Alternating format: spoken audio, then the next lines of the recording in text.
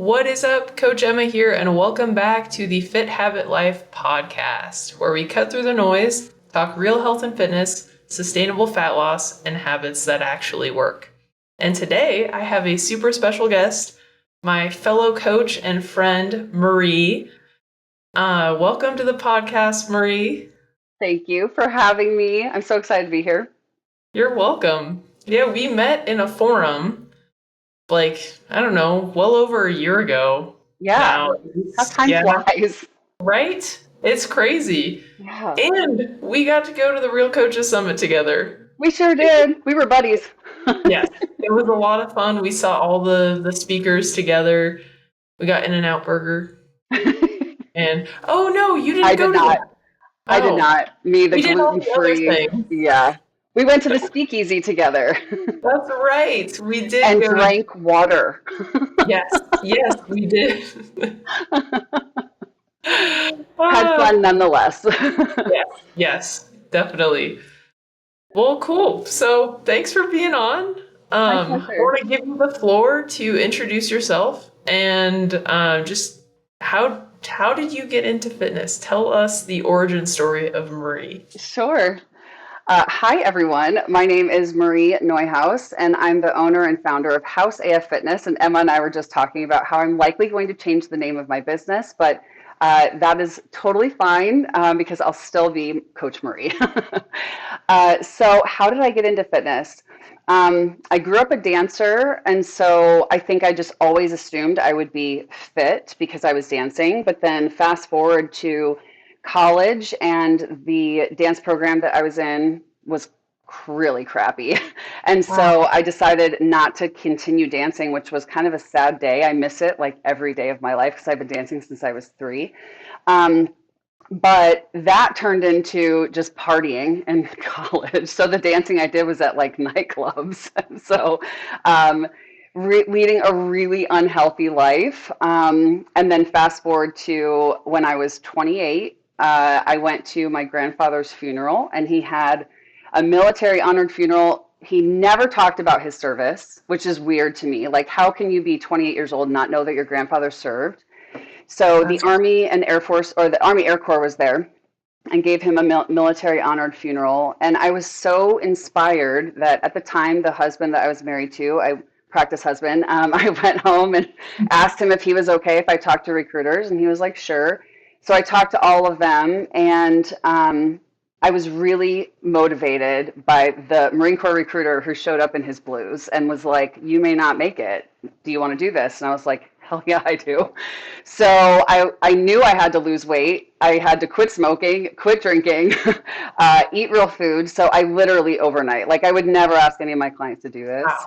but overnight, quit smoking, quit drinking, started running, started strength training, eating real food, drinking water, and in 3 months, I lost 30 pounds, and I was selected for officer candidate program with the Marine Corps. So again, I would never recommend anybody do that, but it was so drastic, I knew I had to. And I'd never run a day in my life except for like the mile run that you do like in high school or whatever.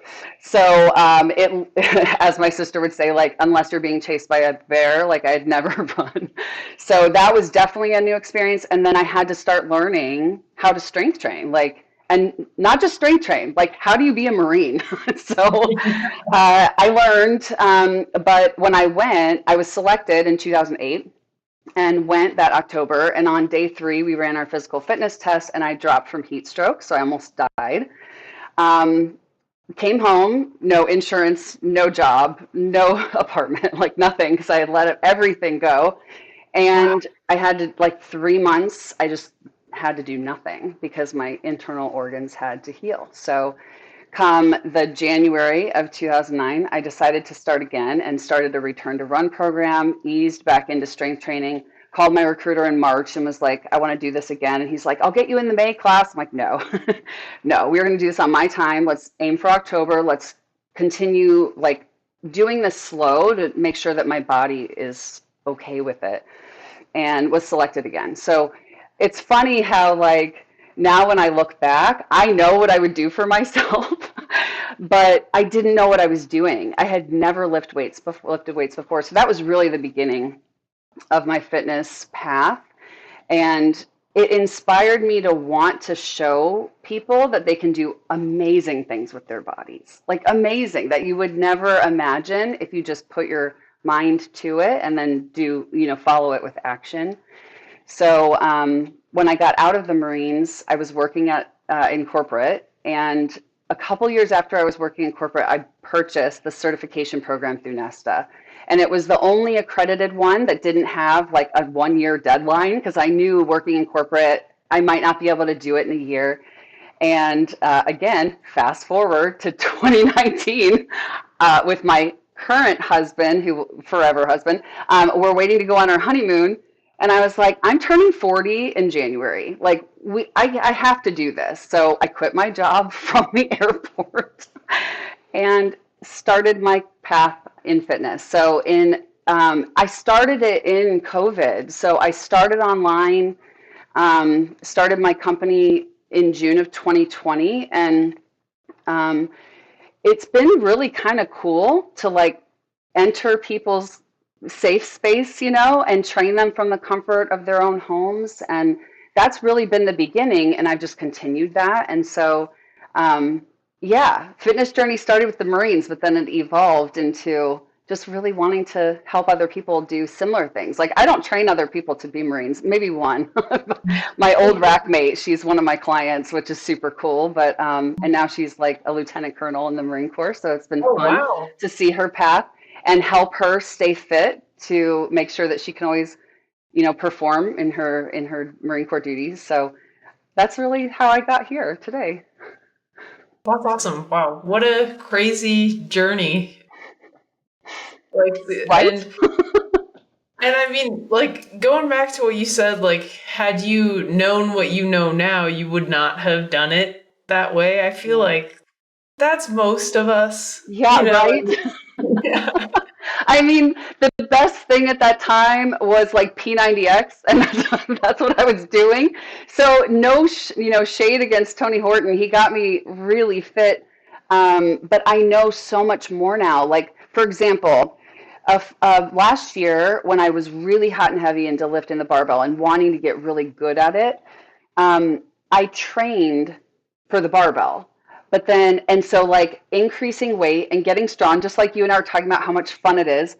And then I went to the pull up bar and I did 3 pull ups without even really trying. And I was like, I didn't even train for that. That's what's so super cool about lifting heavy shit is you can apply it to so many different things. And I know some people are going to listen to this and be like, but when are you ever going to have to pull yourself up like that? Well, I mean, you can think of some scenarios, maybe not in everyday life, but I'm sure that there's some that you could figure it out, or use that skill in different ways. Even the way that you would like pull yourself up on a truck. Like I always try to think for my clients, like what what are you doing in your everyday life, and then how can we train for that with dumbbells or sandbags or a barbell, and then make it apply so that you feel strong in your everyday life, because that's what's important, right? Yeah, yeah. And I mean, like with the pull up in general, I feel like that's just a cool thing to be able to do. You're so right. Like, I mean, because realistically, nobody's going to be like hanging on some cliff or something and having to pull themselves up. I mean, maybe from a pool, like you're, in a pool and you're trying to pull yourself up out of the pool. That's a But great application, though, Emma. That really is a great application. Like, yeah, you're kind of weightless for half of it, but you still have to be able to get yourself out of the pool. It's a really good application. that's true. That's true. Yeah. It's a lot easier than a pull up, but the movement's there, yeah. Yes. But I think that's how we should train people. Like you were saying, it's like trying to apply it to everyday life, because most of the coaching process is just trying to get people to buy in Yeah. to what you're trying to sell them, essentially. Yes. Yes. Well, and you were talking about like how pull-ups are just cool, and like when would you do certain things like that. But when I was in the Marines, they've changed it now, but for the physical fitness test, the run and the sit-ups were the same for men and women. Like the standards were different, Oh, wow. but the men had to do pull-ups and the females had to do flexed arm hang. And so talk about like, when are you ever going to hold on for dear life like this. Yeah, so here's the bar, and your chin had to stay above the bar, and that was the test. You had to hang, I think max was 70 seconds. Oh, It's hard to train for because all you can do is just just that. I mean, you can yeah, do a lot of isometric hold, but yeah. yeah. That is really weird. Did they change that? Is now like pull-ups for women and okay, okay, Yes, and now instead of sit-ups, it's plank. interesting. I know. Okay. Well, I feel like pull-ups are more well. I don't know. I feel like pull-ups are more indicative of strength versus like just holding yourself up. Yeah. Yeah, Like I agree. sense. I'm happy they eventually changed it because you can train for pull-ups too. You can train, in so many different ways. Just like I was talking about, like the barbell, like lifting the barbell and doing rows with the barbell. And there's your pull-up. Yeah, with the isometric hold, you probably just have to do it all the time, and Yes. it's kind of annoying. Yes. And then you have to train your brain to like put it somewhere else. And that was the biggest problem I had. I was like, I just need to sing a song in my head and like know how long. And but then like when you're stressed, you're like, "Do-do-do-do-do," and then you go so fast that like the time goes way too quick, and you're like, I've been up here 15 seconds. Are you serious? Oh yeah, because do you have to know how long you're up there, or will they like tell you? I don't think that they told us. People just dropped and they would say the time, I think. So then that's how you would know, like during the test. But like Okay, I would just set a timer when I was practicing. I would just set a timer or start my watch and jump up. But it's not applicable. I don't think applicable to true strength. Give me a pull up. I'll train for that. yeah, I'm interested that they don't do like just actual like weightlifting tests I now because know. I I know. mean that really can show a lot. I mean, I guess you can't. They have weight limits, right? So like you can't be overweight. There's like height weight regulations. Okay. Yeah. So yeah, if you have the height weight regulations and then you had like strength Yes. tests, Yes. like that would work, I think, a lot better personally. I agree. And actually, the Army it's called ACFT, if I'm not mistaken. I used to train, she was in the National Guard. So I was training her for the ACFT. And theirs is a little bit different because they do those feats of strength. So, like your 1 rep max on a trap bar deadlift, which is, I think, an amazing show of how strong you are. So, luckily, Yeah. there's other things too. Like in the Marines, they do the combat fitness test, which I thought was way more fun because there's totally different events and they're simulating like battle. Like you're in Oh, camis and cool. I mean you're in camis and all that for the physical fitness test, but it simulates more things that you would need like on the battlefield. So I thought that was really fun. A little bit less That's stressful. cool. What did you guys do? Like what were the Oh tests? God. Buddy carry is one. I think there's actually a movement to contact. You had to do like whoever's listening to this, don't get mad if I don't get this right. It's been a really long time. I'd probably have to look it up. But there was a one where you had to like carry ammo cans. I can't remember the weight. Oh, You had to wow. do ammo can lifts. So like, and then you had to carry your buddy. So like, lots of Oh, like a different parts. person? Yeah, That sounds more fun. Like I it's kind of like know. a Spartan race I sort of thing. know, right? Yeah, yeah. We had to do that in the Tough Mudders. I've run many Tough Mudders because at first I was like, this is Uh-oh. this is a good almost like replacement for Marine Corps training type thing, but um, but it turned out that doing many Tough Mudders was still fun. But then eventually I was like, I'm kind of done just being in mud. Now I do Spartan Yeah. races and I'm kind of about the same thing. Like I'm just a little bit done being in mud. I totally feel that. Yeah. I did lose you for a second. My internet kicked out, but I think basically what you said is Spartan races are fun. Spartan races to Tough Mudders do the buddy carry, and then I went from Tough Mudders to Spartan races because after I got out of the Marines, we were like, we kind of need to do. My husband and I, we we were both in the Marines together, so we're like, we need some like fun mud things, and then we did like a handful of them. We were like, we're done with mud.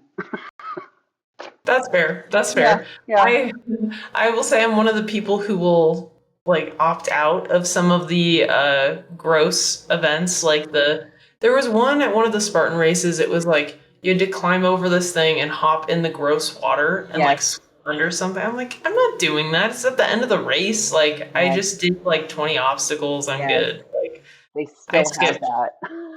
Yeah, I skip those. 'Cause I'm not competing. I'm just doing it for fun. Yep, So yep. I haven't done one in a couple years though. I don't So blame you. Not one bit. That water's gross. it's really nasty. It And is. like I'm like you would have to pay me a lot of money to go in there. Again, do not blame you at all. Yeah, they're all right. I have a good friend of ours actually. She went through a pretty bad divorce a couple years ago, and it was kind of her thing to do Spartan every year and feel strong and unbreakable. Their little slogan. But last year she couldn't run it, and neither could John. So I ran the 10. I ran the super by myself. Oh wow. And 2 years ago she didn't really prepare, so we ran the super together, but her like calves were seizing, and so we couldn't run the last like 3+ miles we were walking it. God bless her.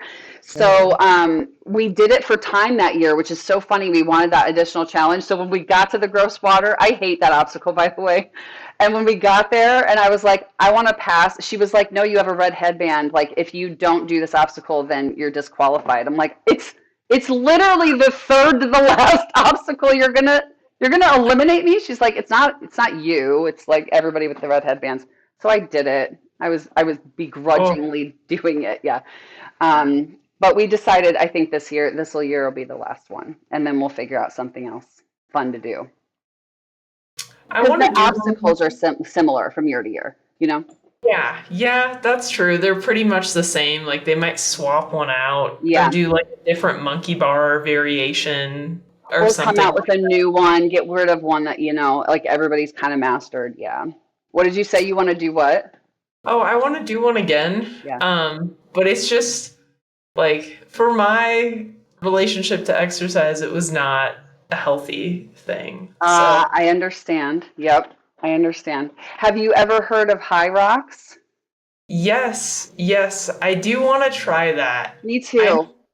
We should form a team. Oh, yes. Yeah, we should do that together That because would be that would so be fun. fun. That It would be would fun. be. That one, I feel like it would be a little bit more in line with like both of our goals, but there's still running. Like there's still kind of a lot of running, but then there's, the strength that we're like used to doing, those strength obstacles. So yeah, okay. We'll chat. Yeah. Yes, yes, we should do that for sure. So speaking of like next steps, how has your like journey transformed over the past decade?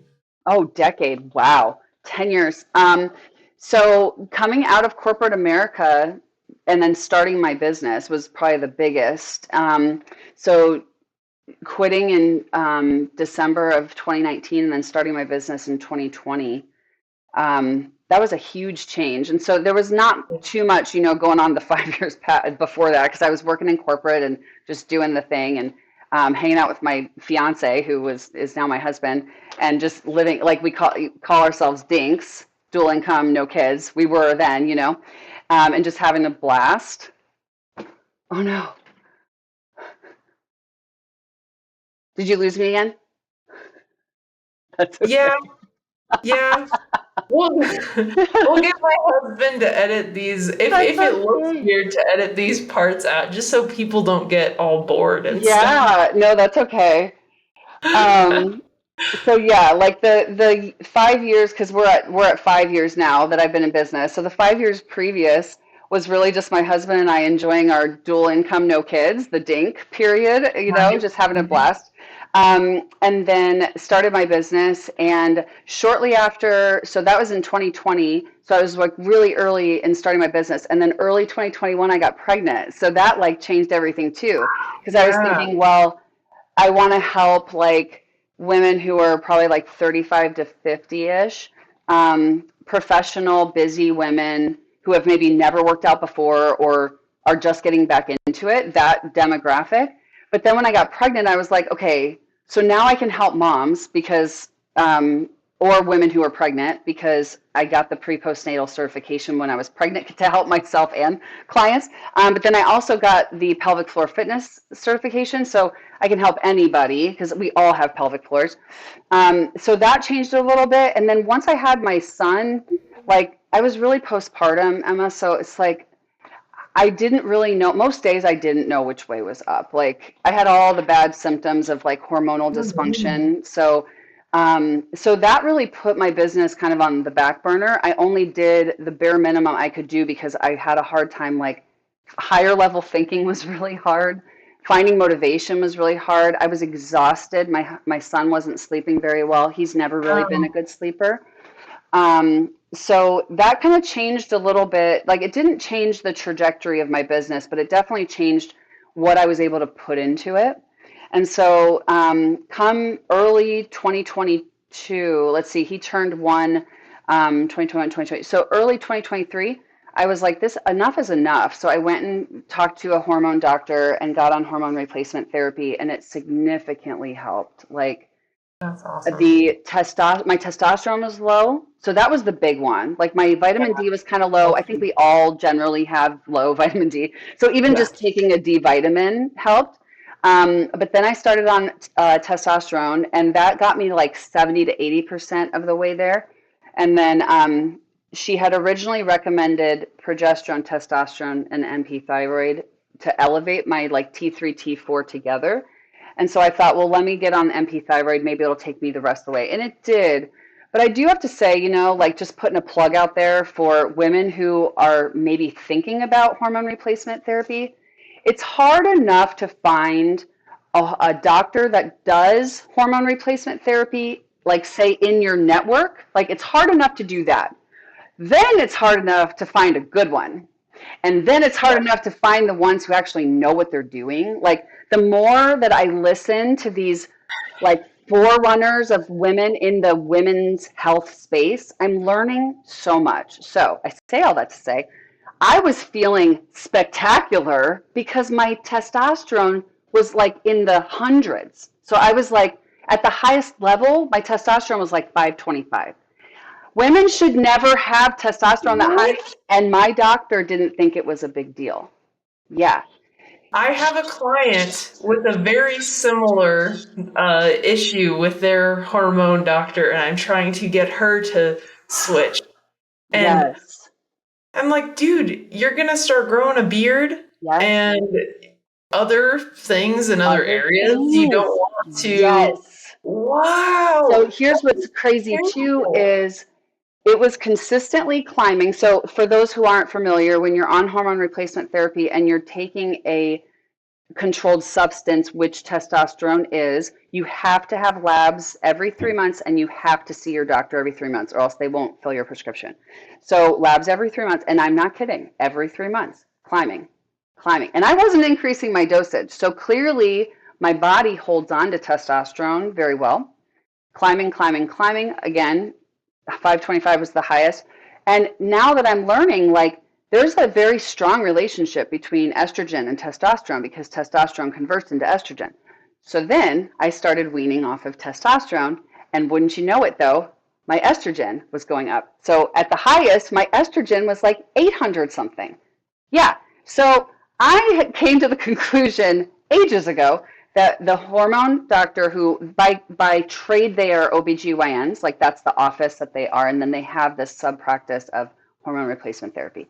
I stopped going. I just decided I'm not going anymore. So I found MIDI. I think that there's other, like I'm not plugging them, nothing. I have no idea what the experience is going to be, but I will say that there's really good resources out there. Like I think the Menopause Society, and like I'm trying to like create a small list so that I can give them to my clients. But I decided to try MIDI because it's like a quick survey that you fill out and it tells you whether or not they're covered under your insurance plan, which is also Oh, very that's helpful. awesome. And they're specifically for women like us, like women who are entering that stage. I don't want to say like us because I know you're younger than me, but like when you get there and you're like in that perimenopause stage, Like it's for women that are going through that and need some help and don't know where to go. Because think about women in like rural locations. There is not a doctor in probably 50 to 100 miles who does this. So to have a service like this where you can do virtual visits with a practitioner is like a life changer for women like that. So, wow, that was a really long answer. But No, no, this is a great topic to talk about because it's been yeah, in my last podcast episode. I just went on a rant about hormone replacement therapy. Because in Utah, you can get it anywhere. You can go to a med spa. You can go wow. to a chiropractor. You can go to a functional doctor. You can go to a normal doctor. You can, I don't know, you could probably go down the road anywhere. Just Wow. like, yeah. And Pretty scary.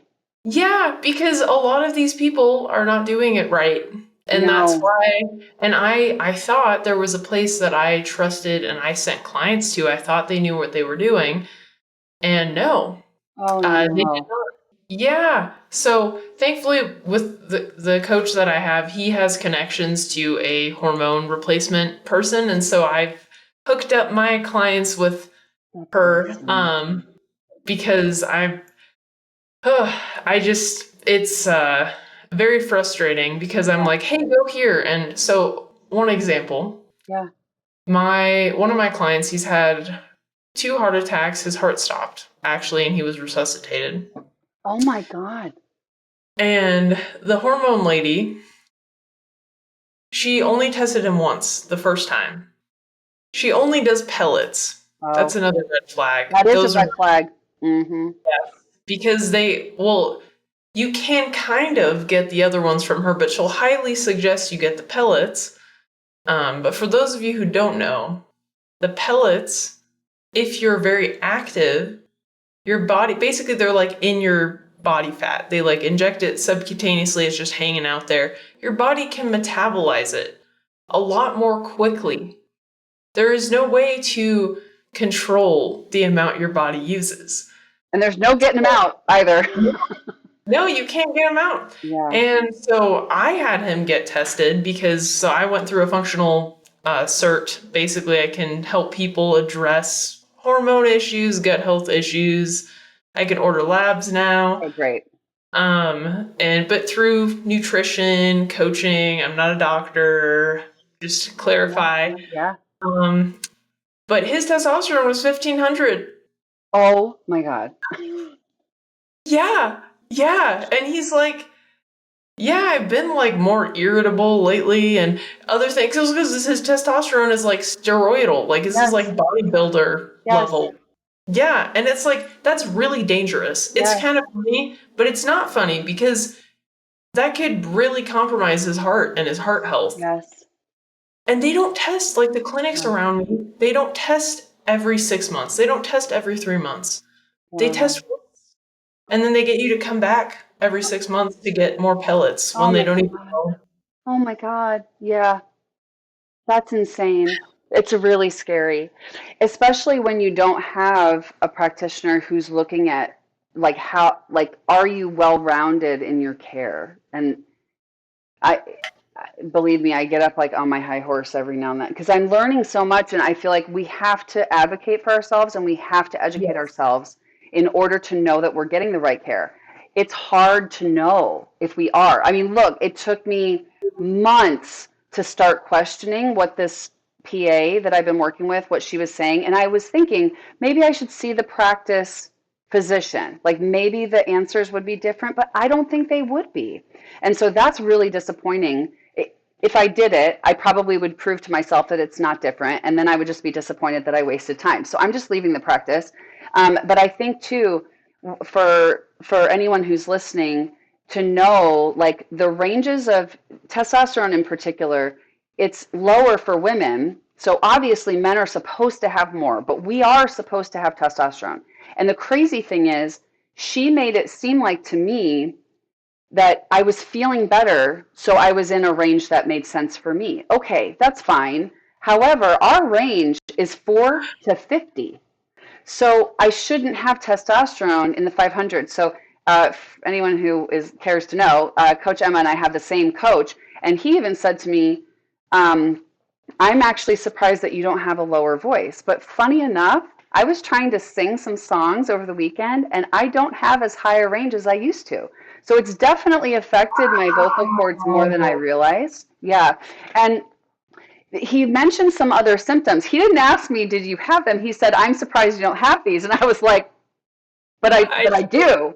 But I do have them. And so, and they've definitely lessened as my testosterone has come down. So now I'm like, I think I was like at 100 something 6 months ago. And then 3 months ago, I was like 200 something. And the fact that it won't stay regulated, that's what coach said. He was like, I need you on a lower dose that's like more frequent so that your body, because obviously your body holds on to it. So you just need a little bit like every week or twice a week, something little, because the yes. dosage that I'm on. So that's where, going back to the pellets, from what I've learned, again, not a doctor, every human body is different. So my experience is going to be different than yours and all your listeners and all the rest of the human race.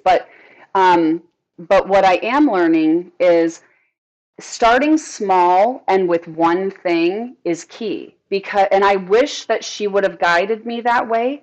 Had she said, let's start with like the smallest dose of testosterone and give it to you one, because I do injections, so once a week, and let's see what your body does, and then let's see how you feel, and then maybe we talk about progesterone or maybe we talk about MP thyroid. But she, that's, I feel like, another big red flag. The pellets is one. The second one is like, if they're giving you a cocktail of things, like, here, try all these three things and tell me how you feel. How do you know which one is working?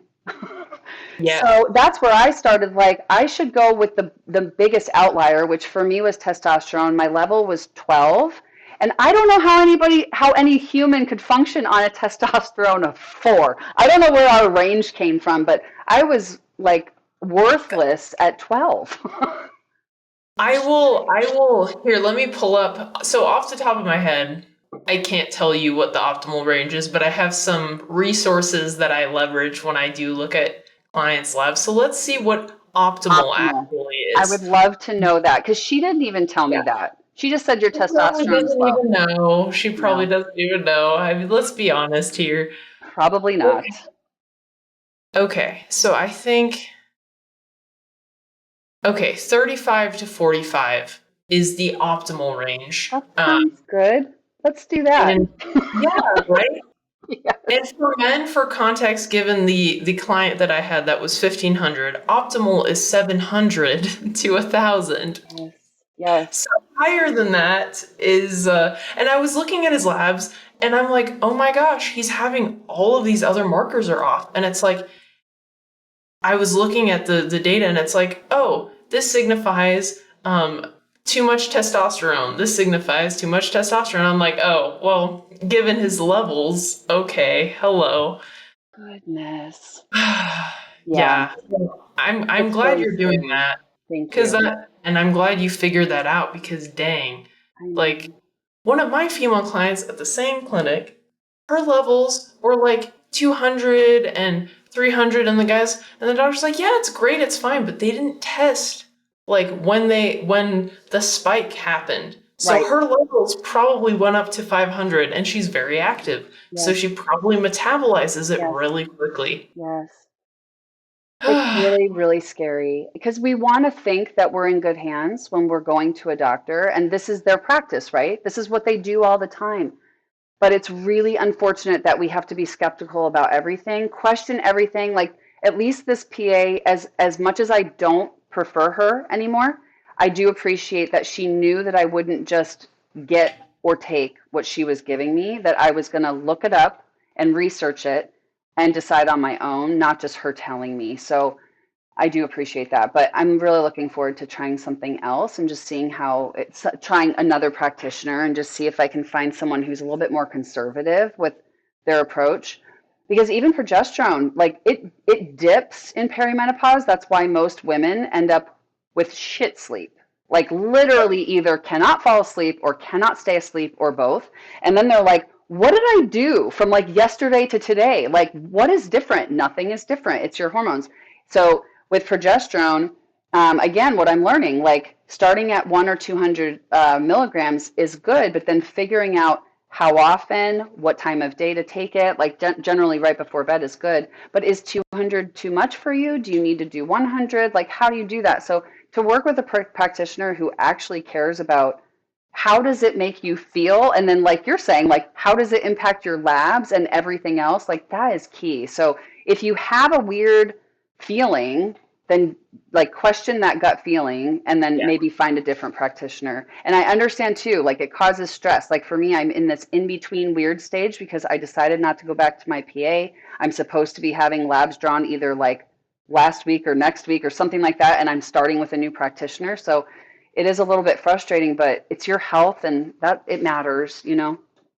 Yeah, and you do, especially with this, you do want to be skeptical because, like I Mm-hmm. said, like in Utah, like you can go to the med spa. My husband went to get his labs drawn because we know them, and so I'm like, oh, you guys do hormone replacement, and we already kind of knew his testosterone was low. We just wanted a new set of labs, and they were trying to sell him hormone replacement at 27, and it's Oh my like, gosh.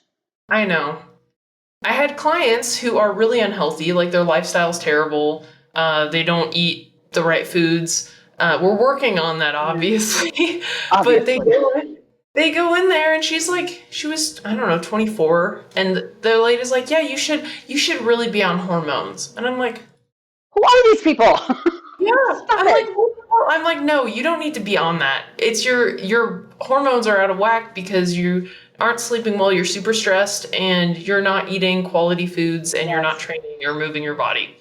Well, and this will just support what I'm sure you tell your clients, Emma, is that you can eat to support your body's functioning. So like your bodily functions to function well, right? So you can eat to support your thyroid. You can eat and drink to support good sleep. Like you can do all these things. And that's another reason why I was really skeptical and didn't want to just go directly to hormones because even though they're more natural than like a drug, it's still not the exact formulation that my body would create. So I still don't really want to be on it forever. But I will say that the more that I'm learning and like hearing from these women and like in the who are doing all the research in the women's health world, it's not the worst thing. So if you have a client or you have a listener and they're like, I don't want to be on hormones forever, it's really okay. Think about it. Like, we are living longer than we ever have been. And the generations before us just suffered in silence. They thought that this was how it was supposed to be. They probably got gaslighted by their doctors saying, oh, it's just how, getting old is. Like, go home and try and sleep. Deal with your 16 children and try not to be tired. And so then they, like, I think about my grandmother with 8 kids, and she probably dealt with things that I'll never know about because she's passed. But even my mom, like, we have these conversations, and she's like, Marie, you have so much information at your fingertips, and you have certifications, like all this knowledge that we never had in my generation, and they still don't really have it. You have to seek it out, and advocate for yourself. Like that's the big, I don't know. It's just so frustrating. I Yes. feel so bad because it takes so much brain power. And think about the women who go in there like how I was. I couldn't even think straight for my kid. And then I had to think straight to understand the medical stuff that this PA was explaining to me very poorly. So if you're in a spot like that, just know like you're not alone. We're all fighting the big fight together. Yeah, yeah, and I mean, shameless plug, but that's that's the importance of having like a coach that Yes, understands those things or someone in your life yes, that can help you understand and you can ask questions because even like the normal doctors, they don't have time for you. So if you have to use insurance, you have to go to a normal doctor, you need to come in with questions. You need yes, to come in with um action steps like I want to do this thing and you need to tell them why and you yes, you need to say hey it's malpractice if you don't draw these labs for me yeah, because some doctors won't draw the labs that you want or they'll remove things and so having somebody else in your corner that can advocate yes. for that, whether that be a coach, a friend, maybe you're lucky and you have a really great hormone doctor. Right? That's that's great, but hormone replacement in general, I personally think, like, I'm for sure going to be on it because the risks of all sorts of comorbidities and terrible, like heart disease, brain fog, dementia, like those drastically increase when your hormones go out of whack, which is when you age. So I will be on it for sure. It's nothing to be shameful about, It's really not. Yeah, and it's really not. it can be life changing. It is for sure. Yeah, Especially when you have, like what you said, if you have a good practitioner and they're trying to help you find the right formula that long term will keep you balanced. There are days now, just because I do feel a little bit out of balance, that I just wish I could feel normal again. Like, even now, I've been on it, what, for over 2 years, but because of the ups and downs, and I did wean off of NP thyroid because I'm like, I don't need a thyroid medication. My thyroid functions fine. I don't want to tell my thyroid to stop making the hormones, you know? So I know that there's more involved in that. Like, even coach wants me to consider it, but that's something I'll consider once I find a doctor and we have more conversations and then, get guidance from both sides. But that was really like going back to your original question, like that really started changing, like between getting pregnant and then walking the path of postpartum and hormone replacement, like changed how I approached life. So naturally, like my path would change. And then I think like how I told you my demographic was like the 35 to 50-ish, like the professional woman. And that really changed. Like my parents used to live outside of Vegas, and one of her very good friends came to visit with her husband, and he was asking so many questions. I was like, I think he's going to hire me. Like, this is funny because I knew the wife a little bit better than him. So they both hired me, and then a little ways into it, I want to say it was a handful of months. He was like, "I'm just not ready for something formal." I was like, "It's okay. I'm here whenever you're ready to come back." So I continued training the wife, and so I've been training her for like 2 years, 3 years, consistently every Monday, Wednesday for like the past 2, 3 years, and then and she's like my poster child for mobility. Her head went from like this, for anybody who's watching, from like this to this. So like she had massive forward head and total forward shoulders, and she looks like a completely different person. It's so awesome. Like, awesome. again, plug for mobility. Mobility is longevity. So if you don't know Yeah, mobility, ask a question. Search mobility mind pump and like find something, or find Coach Emma, or find me, because I am like I do mobility with every client, whether they're 25 or 86, my oldest client. So my mom's friend, she has this group of friends that she gets together with every year, and she referred two of her clients to me. And so like now, like the majority of my clients are like retired women. So hence why I mentioned in the beginning I might change the name of my business. I just don't feel like House AF Fitness like speaks to an older generation, and I'm totally okay with that. Like, I just want whoever is going to be my main demographic, which is like retired, active seniors, who really have time and money to spend to be able to invest in their health and longevity, that they are like drawn to the name and connect with it in some way. makes So sense. probably end up changing the name. So that's really how I've gotten here. Like the past 10 years has been, it's really been the past five, Emma, like the past five. And like so much Yeah, happened when I got pregnant. yeah. You started your own business. You left your stable job to be an entrepreneur and help people. You had a child. Your hormones went all over the place. So It's craziness. And you know, like the transition from corporate to being an entrepreneur, it's a huge change. Like nobody's telling you what to do. There's no timeline. There's no schedule. Like you have to create it. It's not for everybody, you know?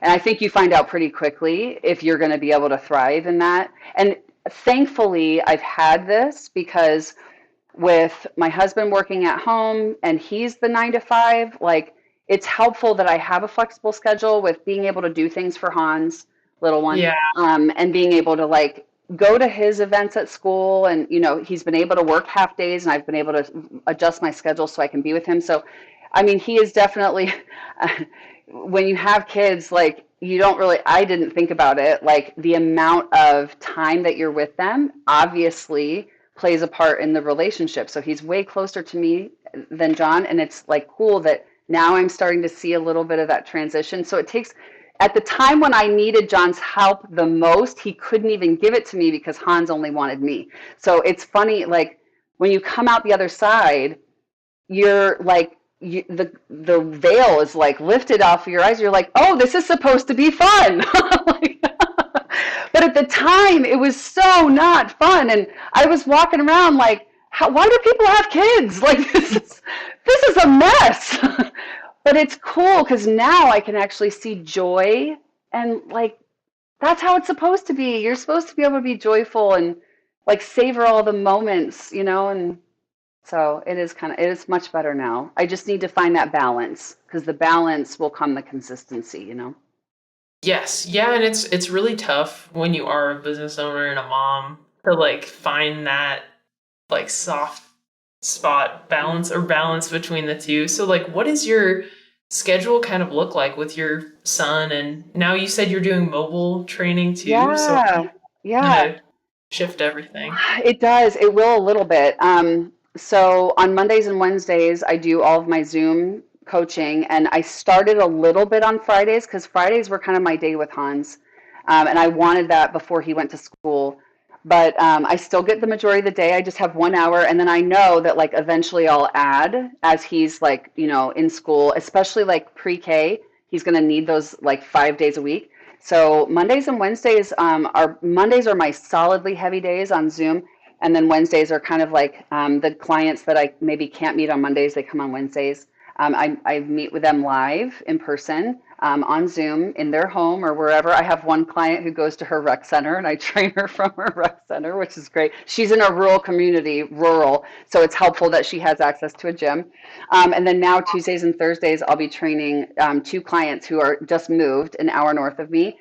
So they're a family. So like most likely, so Oh, it's a mother who moved with her husband, and then her son who is moving by himself, and they're moving about an hour north of me, and they're trying to like get other people involved so that it'll make my drive up there even more worthwhile. Like for two people, totally worthwhile. Even for one, I would do it, but for two, I'm like, I'll do that.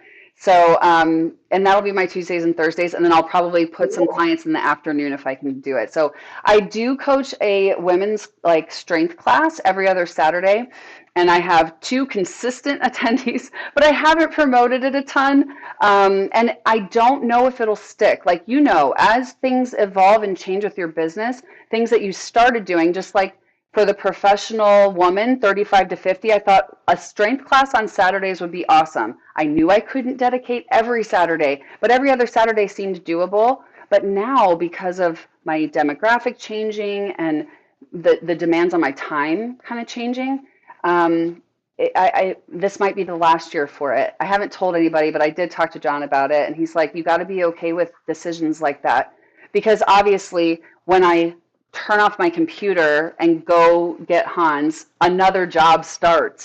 So I have to be mindful of not like burning the candle at both ends because I have Yes. obviously experienced burnout. So Yeah, yeah, and that's something I'm working through because I'm like fairly new to the running a business thing. And so when I started, I was doing Zoom check-ins with everybody. Um, but now I've transitioned to like the first 4 weeks Zoom check-in, and then it's as needed yeah, basis. And so much better for me mentally because sitting in a Zoom and sometimes, depending on the client, it's like it's pretty efficient. We're talking about their health stuff, yada yada. But sometimes the other clients they end up talking about other things, and then it bleeds into other meetings, or people would cancel last minute. So like my whole Monday would just be a waste. Because yeah, like training somebody on Zoom, like they're gonna be there in the Zoom training with you. yeah, Whereas like my coaching, it's more well, it's coaching, like I it coach is. through with the Yeah, loom check-in and stuff, but we're not training in that call. yeah, So the call could be like a 15-minute call any day of the week. It yeah, doesn't need to be 30 minutes. It doesn't need to be every Monday. So kind of shifting that yeah, has been so beneficial. And they're getting better results because I think gives them more like accountability to themselves. yeah. They have to learn that anyways, so that's great. And I think you're really smart in changing to the first 4 weeks because that's the hardest time. and then you're there with them in the trenches in those first 4 weeks. That's great. Yeah. So, but it was really hard for me to do because I'm like, this is what I promised these people when we started, like every week. Yeah. But then some of them were like, oh, sweet, that's great. This is easier for me. And I was like, okay, Yeah. that hurt a little I bit, but know. But it's the same. Like you got to think like they get time back and they're still going to do a check-in with you, but it's just not live. Sometimes live is just hard because you have to be right there. So, some people need that, some people don't. Like I provide programming for some people. So I have a handful of clients that's all I do. And then I offer accountability coaching to them. I have some that are really religious. Once a month we meet. And then there's others who are just like, I'm fine. I don't need it. yeah, I I'll have check in some. with them. They're like, I'm good. Yeah. Yeah. Yeah, and I'm like, really? You don't want me to like check up on your diet or anything? Like, you're good? No, I'm good. I'm like, okay, I then know. I whatever. know. Yeah. And then future, what I really want to do, I have all these ideas in my head, like a mobility, like if you just want to start with mobility, here's what you can do. And it's like 5 or 6 weeks, like just get started. And then like something to build on that for beginners. And then some, so like I have all these ideas. It's just finding the time to create the package. And I use a platform app called Everfit. So all of my programs are in Everfit.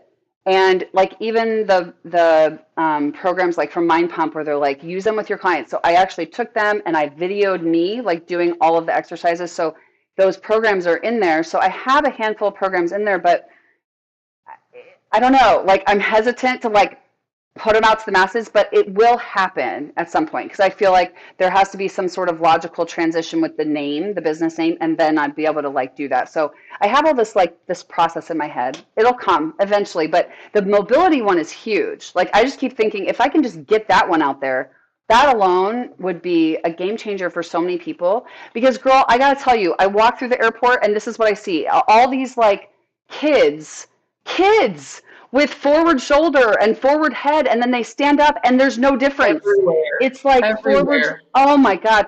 And then okay, so then fast forward years and years, they're going to be like this one client that I have that has severely constricted chest muscles because the pecs have been like shrunk and shortened because the shoulders are so forward. So just to show somebody what to do with like 10 minutes a day that could change their lives is amazing. So I really need to do it.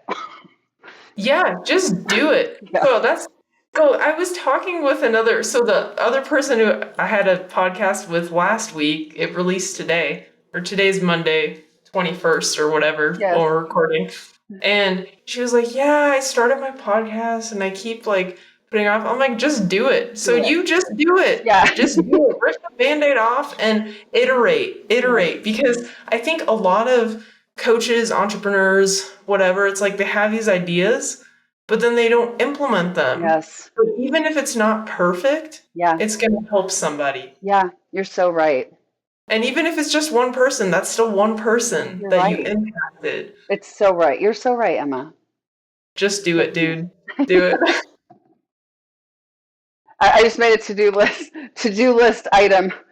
Do it. Yes. Sweet. So, what would you like to leave our audience with today? Well, we've talked about some really great things. So I Yeah. think the biggest takeaways from the conversation that we had is you got to advocate for yourself. Try and find a good practitioner. If you think that you're seeing a good practitioner right now, and you start having these changes and you get a different feeling, then find a different one. Whether that's searching out like through the Menopause Society, or especially if they're related to perimenopause, because you definitely need to get different care, and you don't deserve, like nobody deserves to be gaslighted, and nobody deserves to be ignored. It's just not fun. And I think having a support system during that time is super important. So whether it's a friend, a husband, a mother, a child, somebody to support you, because it is really hard to make decisions when you're super emotional. Um, and then if you don't have a support system, find a coach like, Emma or me, or yeah, somebody who will support you and walk you through the trenches with you. And invest in yourself. Like that's the base thing. Going back to the very beginning of our conversation, you can do amazing things with your bodies. You just have to Yes. do them. So it's like finding that time in the day can be really hard. But at the end of the day, you have to think like, what is the priority? The priority is investing in yourself so that your future self is healthy and strong and full of vitality and can be independent. Like, I don't want to live in a nursing home, so I want Yeah, to be able same to do here. everything. Yeah. So I think that a lot of what I talk about with my clients is like train for activities of daily living so that you can be independent and you have to, make those small sacrifices, whether it's giving up one Diet Coke a day and adding in water, like make those small sacrifices so like years from now you can look back and be like, wow, look at what I did. And look at how much better I feel. Yes, yes. Be Love that. strong. Great way. Great way to end the episode. So where can our audience find you? Oh, I'll link it in the show notes too. yeah, sure. I'm on everything. So you can find me on Facebook, House AF Fitness. You can find me on Instagram at House AF Fitness. You can also find me on Facebook under my name, Marie Neuhaus. And then TikTok. I'm really not on anything yet because I'm changing my name, but I have a bunch of I have mobility videos. Definitely dig through my videos if you want some help on like proper form of things. If you want to see me working out with Hans, or if you want some mobility movements, absolutely check those out. And then you can obviously email or, message me. So I'll give you all those details for the show notes. It's been Sweet. such a pleasure. Thank you for having me. Yeah. Thanks so much for being on the podcast. This was a great one. It was so fun. Thanks, If Coach. yeah, if you guys resonated with this episode, please share it. It helps get the message in front of more people. Rate the show, subscribe, give us some love. Absolutely. And yeah, and we'll catch you on the next one. Bye.